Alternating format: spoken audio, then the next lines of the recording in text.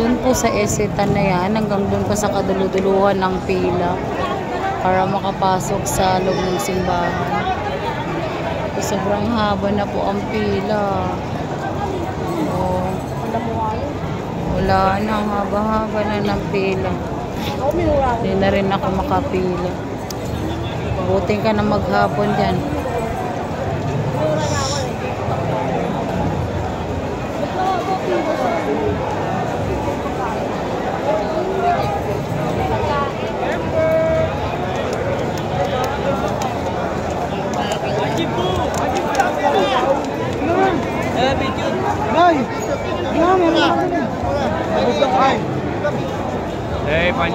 Panyo.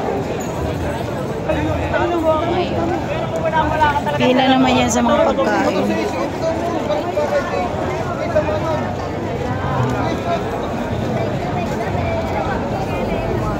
Balik ako.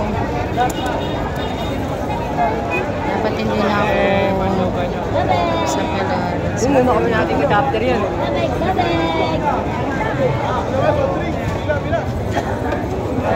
Grabe, ang haba ng pila.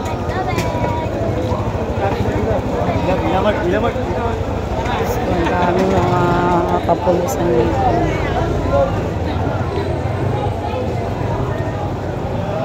Anong pila ho yan? Papunta simbahan.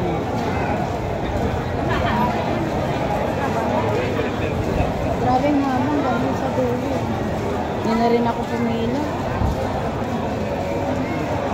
Yung makakapasok sa loob ng simbahan. Wala, hanggang doon pa sa kadulo-dulo. Ay, Diyos ko, nga pa talaga ng pila. Dito dadaan ang prosesyon. Doon po. Tara, dito na po kami. Galangan na po. Hey. Bumabalik na ako dun sa pinanggalingan ko. Dahil sobrang haba ng pila.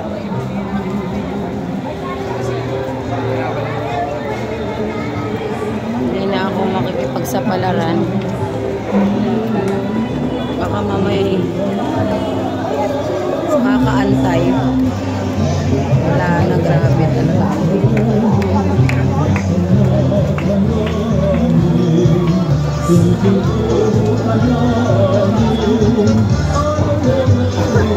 Ay, ang hirap pag late ka na pumunta.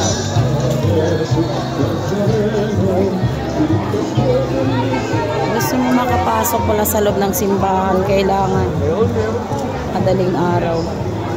So nagkalat din ang ating mga kapulisan. Sa lahat ng sulok ng kalsada meron mga kapulisan. Ayan. Nag-aantabay. Ay, babalik ako. Kasi hindi rin naman tayo makakapasok.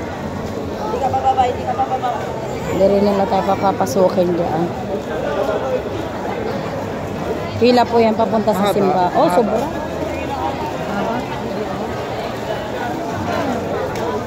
Hindi ko pa alam kasi nagbago yung puto ng malaki. Pwede ka na pa Balik tayo doon sa ating pwesto. Kahit sa gilid ng kalsada naman tayo po. Dahil grabe ang pila. Ayan, nakapasok na sa simbahan. Ayan na yung Quiapo Church.